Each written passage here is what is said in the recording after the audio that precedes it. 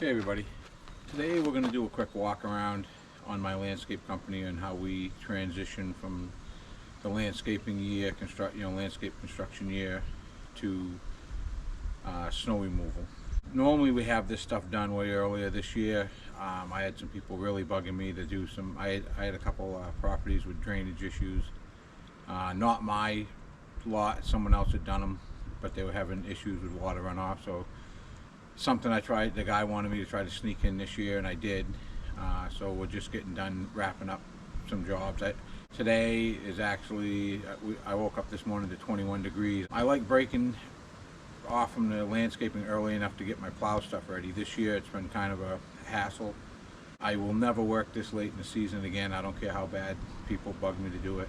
It's just too difficult. I've been lucky enough that the weather has stayed with us.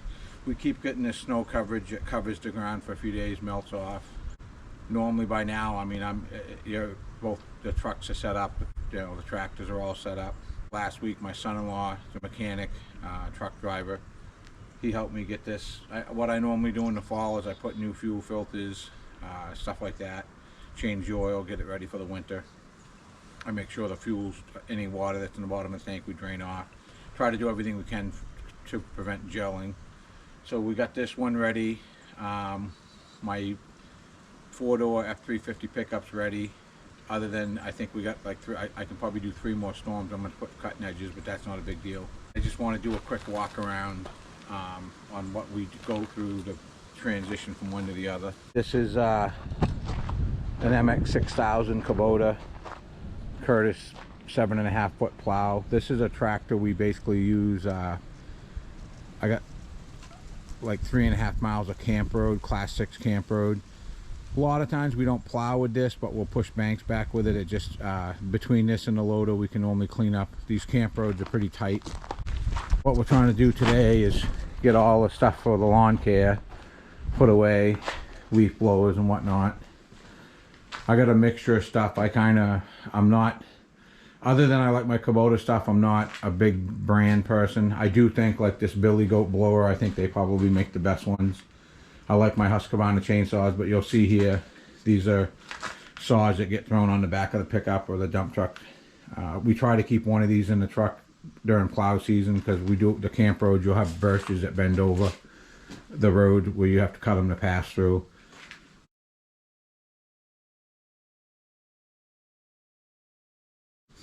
Leaf blowers, I shouldn't say I don't have a choice because I like the steel leaf blowers. This is a Red Max. That's probably the most powerful leaf blower I've ever owned. It's getting tired now. That's one of my original steels up there.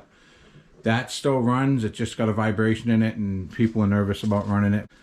This small one is the days my wife helps me or my daughter. It's just light. They wanted something a little lighter than these bigger ones. So like I said, I have no big preference on. The only thing I like my Husqvarna chainsaws, and as far as these power brooms go, I would say steel has got the one to beat. I've had a few over the years. One of those is I don't know how it's old. It's probably 15 years old, I'm gonna guess. And I also have somewhere around here, I got another power head that just the primer bulb went on. That's one of them I started with. It looks a little different than these because it's an older version, but that still runs. I just have to get a new primer bulb for it. So like I said, we're going to try to get everything crammed in here. Someday I'll have a big commercial building, hopefully, that I can stick all this and be a little more organized, but I just like trying to get stuff out of the weather for the winter. This is the last snow blower. We got to refuel, change the oil. I do most of my walkways. You'll see in my truck that's up in the field we're going to walk to. I try to do most sidewalks with these because one person can throw them in and off the truck. So, but you'll see I do have some big ones. This cement mixer we're probably just going to cover with a top. I got my sand put away early this year, which is good because it's dry. I've had years where you get the sand late in the season. This year would have been a bad year too because we had so much rain you couldn't get dry sand, so it would tend to freeze up. I don't mix salt in my sand because we do a lot of camp roads. What I do is I buy my salt now by the skid. I find I'm saving I mean, probably thousands of dollars buying it by the skid. We'll mix it as we're dumping it in the truck. I don't do a lot of salt sand anyways. My parking lots, you either put straight salt or and you'll see, I'm going to show you later how we've saved a lot of money changing the way we did that too. We have barrels. We put every so many feet down walkways on my commercial properties. You take a scoop like this and wing it down a sidewalk or sprinkle it out, whatever you want to do. But pretty much I feel this is better. We normally put a cable so the covers don't blow away, but so I space them out. I think you're walking on the walkway.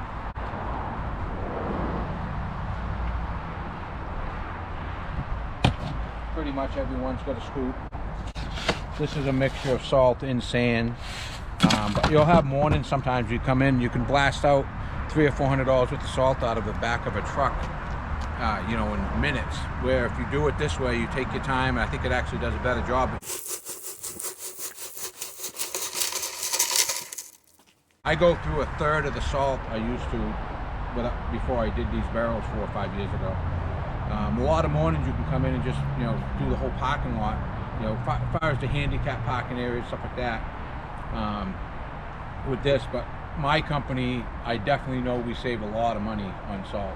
But this is basically one of the tricks I think any company, any landscape company that does commercial plowing and stuff like this, try it. I think you'll find you'll save some money. We just got done doing a job, so I got to unload the 2501, load this, and go move some planters that are in front of a store downtown for plow season. Hopefully, well, not hopefully, it will be the last time for this season.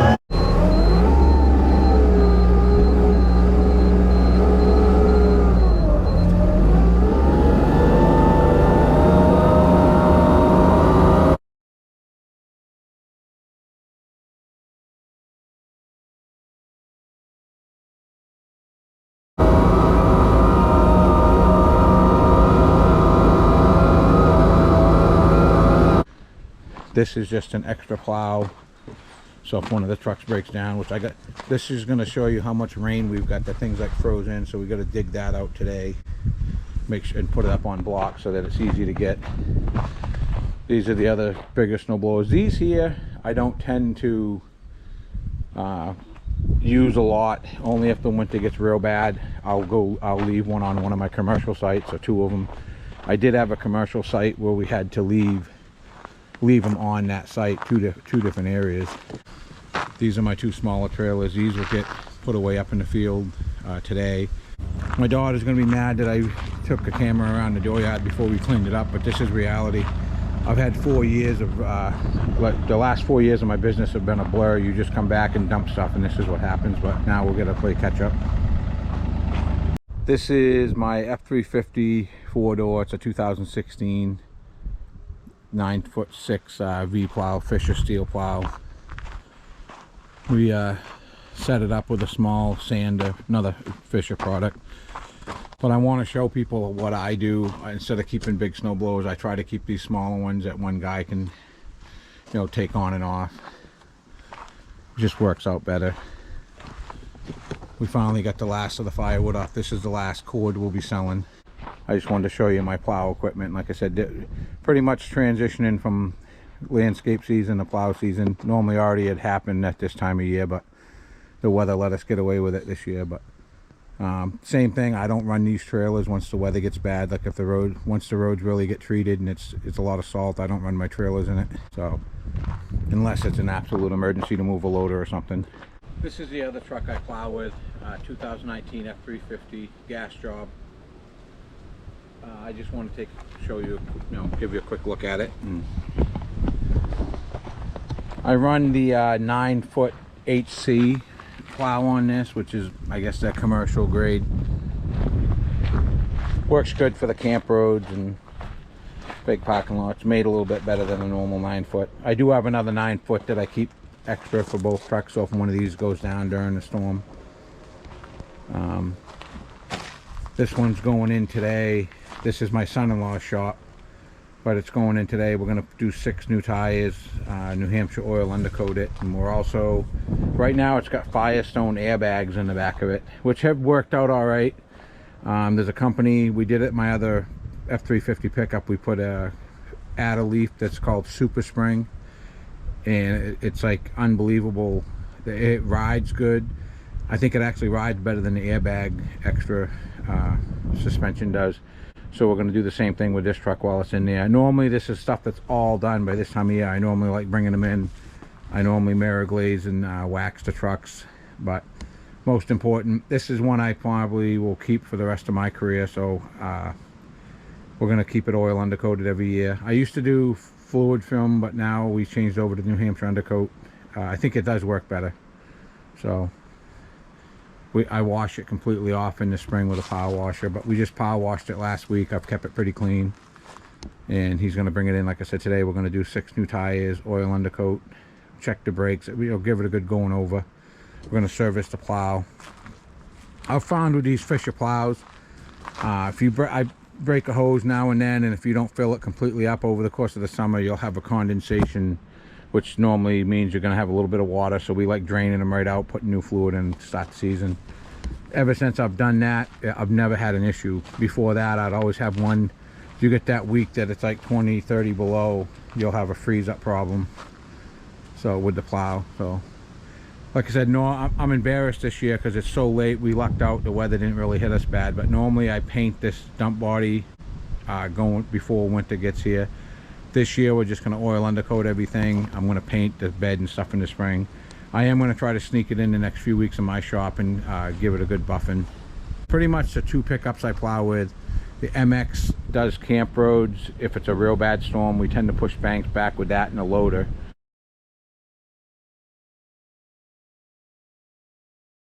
I had a contract for a while where we'd keep a loader downtown between a couple big parking lots, but I got rid of one of those. It was just too much sidewalk. We had to leave snow blowers. That's where I come up with the extra snow blowers that are in the video too. I just don't do that. I had to leave 2 snow blowers on that site, but it just became, to me, for the money, I don't even really enjoy doing the snow plowing much anymore. It's neat for the first few storms, but I've done it so many years now. I'm trying to get it so I have an easier route. I believe I'm going to put a polycaster in this, and we're going to have basically straight salt. I'm going to keep dry straight salt in it that doesn't freeze up on me. I don't do a lot of straight salt anywhere, but I figured this will be a good truck to keep it in, and the pickup truck here is what I run the sand and salt sand through. I just like plowing with a pickup better, even sanding. I like this flatbed. This was a regular pickup bed. It wasn't rotted. I just changed it because the flatbed works out better even in the summer for me, but I find it so much easier to have these trucks with flatbeds. I've decided I'm going to keep this truck probably 4 more years. We just put new manifolds and went through it pretty good. Oil undercoated it, same thing. We did the Super Springs in the back. Truck's in real good shape. It's a 16. It's just about 100,000 miles on it, but it was actually in way better shape when we really looked at it than we thought it was going to be. But we took the inner fender wells out to do the manifolds and plugs and all that stuff. I said, well, it's a good time. So we really oil undercoated in places where you wouldn't normally get. So I think I'm going to have another 4 years with this, no problem. I like this flatbed because you can throw the snow blowers on. The only thing I'd do different if someone was setting one of these up for their business is this is a 6.5 foot bed. They do make a 7.5 and an 8, 8.5 and a 9, but I think next time I would have went with the 7.5 body, just so there'd be a little more room. And I thought it would look funny the day I bought this, so I didn't buy it. Then I've seen trucks since that were set up. I've even seen these 6.5s with 8 foot flatbeds on them, and it really doesn't look fun, out of place. So this is the next day or next afternoon after we kind of got things put away for the winter. So apparently we got it done just in time. This is actually the first, what I'd call real snowfall we got here in New Hampshire. We've had snow coverage, but it was like an inch and then it would melt. Something tells me this isn't probably going to melt off, so it's probably here to stay this time.